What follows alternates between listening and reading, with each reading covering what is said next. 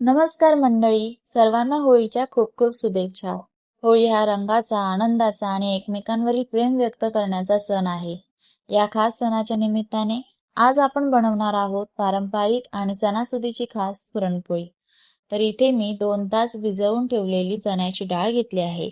ती शिजवण्यासाठी त्यात 2 ग्लास पाणी आणि हळद, चिमूटभर हळद आणि थोडंसं तेल टाकून छान असं शिजवून घ्यायचं. त्यानंतर इथे गूळ, जायफळची पूड आणि वेलचीची पूड मी घेतली आहे. ती चण्याच्या डाळीमध्ये शिजल्यावरती टाकायची आहे व्यवस्थित. आधी बघायची की डाळ शिजले का आणि मग जे उर्वरित साहित्य आहे ते यामध्ये ऍड करायचे. वेलचीची पूड आणि जायफळची पूड मी याच्यामध्ये टाकली आहे. व्यवस्थितरित्या मिक्स करून घ्यायचं छान बारीक होईपर्यंत. होळी हा फक्त रंगाचा सण नाही तर आनंद, एकता आणि सकारात्मकतेचा संदेश देणारा सण आहे. या दिवशी आपण जुन्या वाईट गोष्टी, मतभेद आणि नकारात्मकता मागे सोडून नवीन सुरुवात करतो. डाळ व्यवस्थित घट्ट झाली आहे.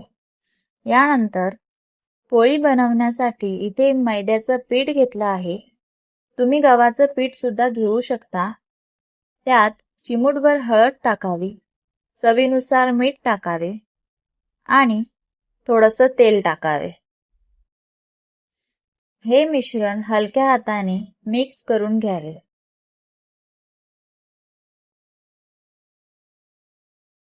त्यानंतर थोडं थोडं पाणी टाकून हे मिश्रण मळून घ्यावे. अशा प्रकारे मऊ गोळा तयार करून घ्या. त्यानंतर आपल्याला जर पुरण जास्त भुसभुशीत हवं असेल तर चाळणीमध्ये पेल्याच्या साहाय्याने ते बारीक करू शकता. जर तुम्हाला घट्ट असं पुरण आवडत असेल तर पातेल्यातच चमच्याच्या साहाय्याने तुम्ही बारीक करू शकता. तर अशा प्रकारे चाळणीमधून मी ते पुरण बारीक केलं आहे.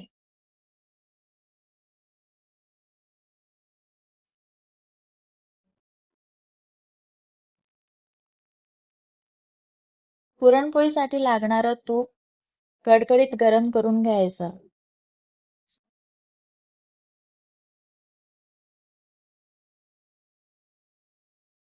तूप व्यवस्थित गरम झाल्यानंतर थोडंसं हातावर घ्यायचं. हातावरती चोळून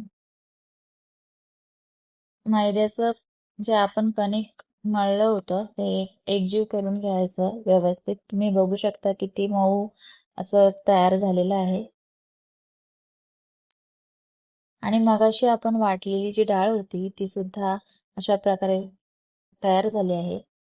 छोटासा गोळा घ्यायचा, आपण चपाती बनवतो त्याप्रमाणे.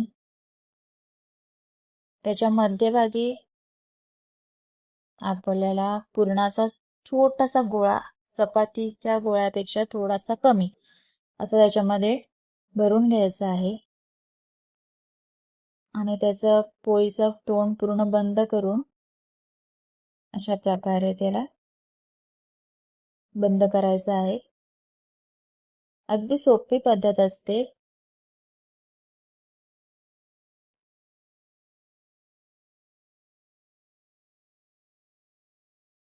थोडंसं पोलपाटावर पीठ टाकावं आणि छान व्यवस्थित लाटून घ्यायचं, जशी आपण चपाती लाटतो तशी. फक्त एवढं लक्षात घ्यायचं की जे आतमध्ये आपण भरलेलं पुरण आहे ते चारही बाजूनी पसरलं गेलं पाहिजे. यावरती फक्त थोडंसं लक्ष ठेवायचं. बाकी आपल्याला जशी चपाती आपण लाटतो तसंच ते लाटून घ्यायचं आहे व्यवस्थित.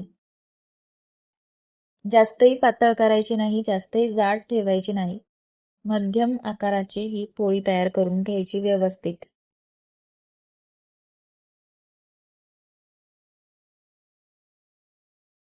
जर पुरण जास्त चिकट असेल तर ते पोलपाटाला चिटकतं किंवा लाटताना त्रास होतो.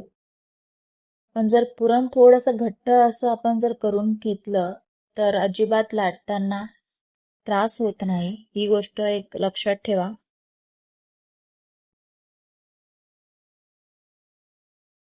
खरं तर होळी आपल्याला शिकवते की आयुष्यात प्रेम, मैत्री आणि एकत्र साजरा केलेला आनंद यापेक्षा मोठं काहीच नाही. म्हणूनच या सणाला गोड पदार्थांचं विशेष महत्त्व असतं. कारण गोडवा म्हणजे नात्यांमधला प्रेमाचा स्वाद. पोळी लाटून झाली की हलक्या हाताने तव्यावरती टाकावी. एक बाजू छान अशी शेकून झाली की दुसऱ्या बाजूने पलटून घ्यावी. व्यवस्थितरित्या पलटावी. कारण की पोळी तुटू नये याची सुद्धा काळजी घ्यायची असते. असं काहीसं चित्र आलं की त्यावरती आपण गरम केलेलं तूप टाकून द्यावं. पुन्हा परतून घ्यावं आणि आपली पोळी छान अशी फुगली की समजायचं पोळी छान झाली आहे. बघू शकता अशी टम्म फुगलेली ही पुरणपोळी खाण्यासाठी तर तयारच आहे. व्यवस्थित असं दोन्ही बाजूने शेक दिल्यानंतर तयार आहे आपली पुरणपोळी. तुम्हाला ही रेसिपी कशी वाटली मला नक्की कमेंट बॉक्समध्ये कळवा. व्हिडिओ आवडल्यास लाईक, शेअर आणि सबस्क्राईब करायला विसरू नका. तुम्ही बघू शकता पोळ्यांना किती छान रंग आला आहे. तर तयार आहे मऊ लुसलुशीत अशी ही पुरणपोळी. जर तुम्हाला अशा नवनवीन रेसिपीज बघायच्या असतील तर मला इंस्टाग्रामवरती सुद्धा फॉलो करायला विसरू नका. मी माझी ID डिस्क्रिप्शन बॉक्समध्ये मेन्शन करत आहे. सो तिथे जाऊन तुम्ही क्लिक करा आणि मला फॉलो करू शकता. थँक्यू.